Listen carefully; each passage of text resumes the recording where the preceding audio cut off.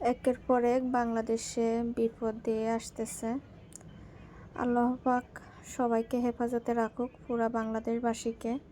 কয়েকদিন আগে আন্দোলন নিয়ে কতগুলা তাজা প্রাণ ঝরে গেল, এখন আবার শুরু হলো ভয়াবহ বন্যা। তো ফেনীর অবস্থা তো অনেক খারাপ, অনেক মানুষ মারা গেছে, মারা যাচ্ছে। তো আল্লাহ পাক সবাইকে হেফাজতে রাখুক, ভালো রাখুক। আসলে আমরা ঘরে বসে তো কিছুই করতে পারতেছি না, শুধু দোয়া করতে পারি। যে যেখান থেকে পারো, যারা কোনো কিছুই করার ক্ষমতা যাদের নাই, আমাদের মতো আমরা যারা আছি ঘরে, তারা নামাজের বিছানা আল্লাহ পাকের কাছে শুধু দোয়া করব, আল্লাহ পাক যেন তাড়াতাড়ি ওনাদেরকে হেফাজতে রাখে, নিয়ে আসে যারা বন্যায় আটকে গেছে।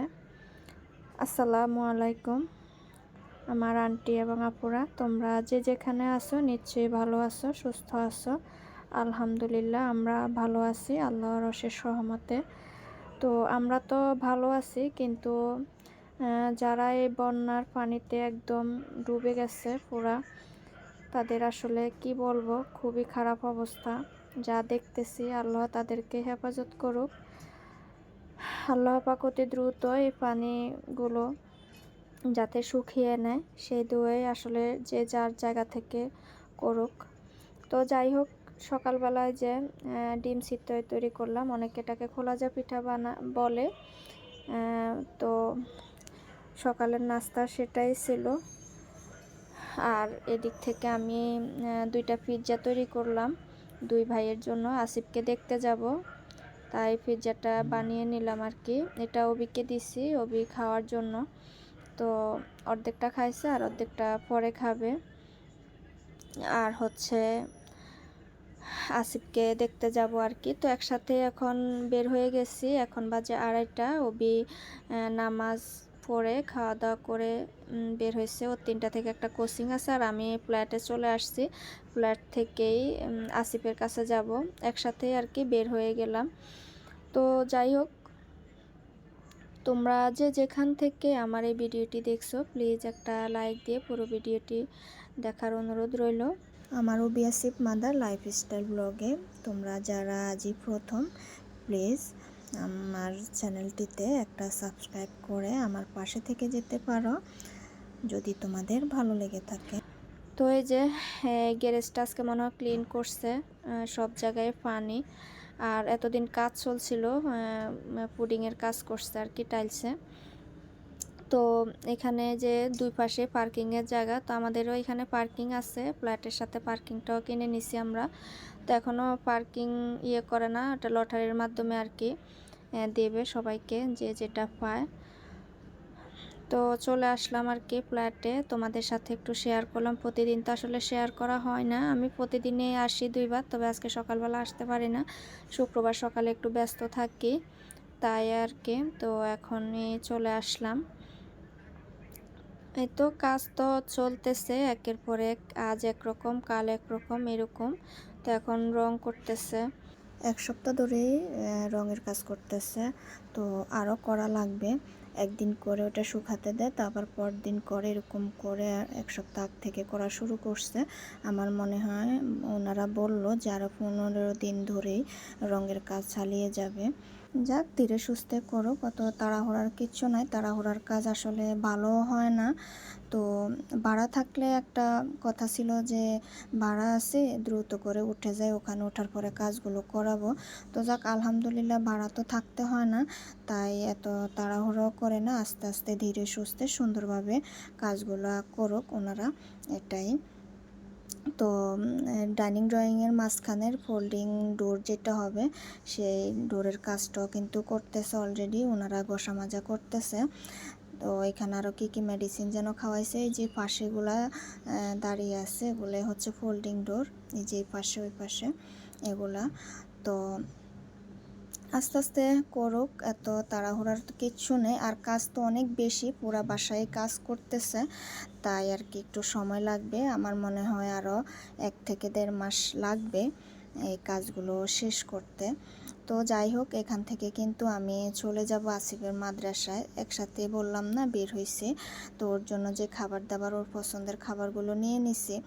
আর আজকে কোনো ফ্রুটস নিই না, কারণ ফ্রুটস তো বুধবারে দিয়ে আসলাম, তো এক খাবারও প্রতিদিন খেতে চায় না, এগুলো পরে পচে যায় না, অবশ্য সবাইকে দিয়ে দেয় আর কি।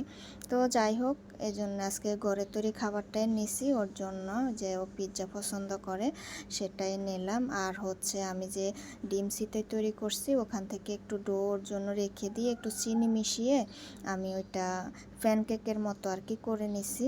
ওইটা অনেক মজা হয় খেতে। তো যাই হোক, মানে ও যেটা ভালো খায়, পছন্দ করে, সেটাই ওর জন্য নেওয়ার চেষ্টা করি। আর এই দিক থেকে যেটা কিচেন রুমের নিচের শেলের নিচে বক্সগুলো বসায় ফেলছে, ওনারা একটু একটু করে কাজ করতেছে। আর কিচেন রুমের যে কালারটা দেওয়ার কথা, ওইটা তো আগেই আমি দিয়ে দিছি, আমার আগের ব্লগে শেয়ার করছি। ওই কালারটাও কিন্তু নিয়ে আসছে ওনারা, ওইটা আমাকে দেখাইছে, রেখে দিছে এক পাশে আর কি। আর এটা হচ্ছে গেস্ট রুমের যে ড্রেসিং টেবিল, আর হচ্ছে উপরে বক্স, শুধু এইটুকুই কাজ গেস্ট রুমে। আর আর তেমন কোনো কাজ করানো হয় না। তো যাই হোক, আমি তো ছেলেকে আসিফকে আর কি দেখতে যাব মাদ্রাসায়, তো আগেই বললাম। তো ওখানে গিয়ে দেখি আমার ছেলে আমার জন্য অপেক্ষা করতেছে গ্যারেজে এসে, কিন্তু তালা দেওয়া ছিল গেটে, এজন্য বের হইতে পারে না। মানে এই দৃশ্যগুলো দেখলে না আসলে একদমই ঠিক থাকে না, খুবই খারাপ লাগে। তো এই কষ্টটা আসলে আমাদের যে মায়েদের বাচ্চাগুলো আমরা মাদ্রাসায় পড়ায় আবাসিকে রাখি, তারাই অবশ্য বুঝবে যে এইটুকু বাচ্চা কিভাবে আমরা ফেলে রাখি মাদ্রাসায়। আসলে এটা কষ্ট যে, মানে কত যে কষ্ট হয় সেটা আসলে মুখে বললেও কম হয়ে যাবে আর কি। তো বাচ্চারাও কিন্তু কম কষ্ট পায় না। তো আল্লাহর জন্য কষ্ট করা লাগে, কারণ আমরা সারা জীবন দুনিয়াতে থাকবো না। আমরা আজ আছি কাল নেই, ক্ষণিকের দুনিয়ার জন্য আমরা বহুত কিছু করতেছি, অনেক রঙ্গ তামাশা, মানে অনেক কিছু, এই শুধুমাত্র দুনিয়া পাওয়ার জন্য, কিন্তু আখেরাতের জন্য আমরা কোনো কিছুই করি না। শুধু এই কষ্টটাই আখেরাতের জন্য। হয়তো একদিন মরে গেলে জানি না কে কার কখন কোথায় মৃত্যু হয়, আমরা চিরজীবন দুনিয়ায় থাকবো না। তো এই দুনিয়া যদি একটা ছেলেকে আমি আল্লাহ আল্লাহ বানিয়ে রেখে যেতে পারি, আল্লাহ যদি হুকুম করেন আর কি, তাহলে হয়তো মরে গেলেও আমাদের জানাজাটা আমাদের সন্তান দিতে পারবে। এটাই পাওয়া একটা মা বাবার কাছে। এর চেয়ে আমি মনে করি আর কিছু পাওয়ার দরকার হয় না। বা কবরের পাশে যে একটু কোরআন তেলাওয়াত করতে পারবে, মা বাবার জন্য নামাজের বিছানায় দোয়া করবে, কারণ তার ভিতরে সেই ইসলামটা আছে, সে বুঝবে।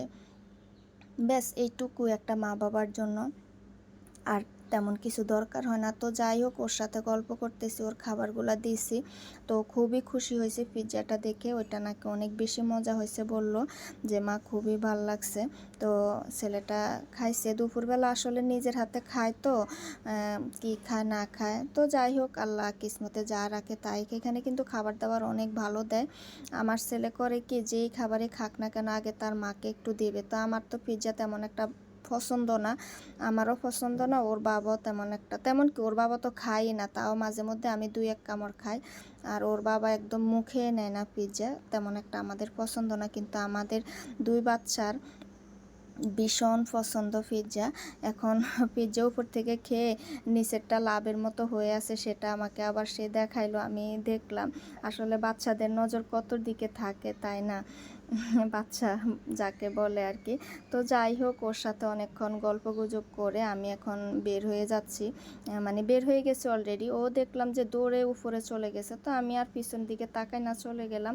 উপর থেকে দেখে আমাকে ডাকতেছে, দেখো অবস্থা। এগুলা দেখার পরে কি একটা মায়ের মন ঠিক থাকে? তারপরও কি করব, চলে আসলাম। তো সে পর্যন্ত তোমরা সবাই ভালো থেকো, সুস্থ থেকো। ইনশাল্লাহ আগামী ব্লগে তোমাদের সাথে কথা হবে। আল্লাহ হাফেজ, আসসালামু আলাইকুম।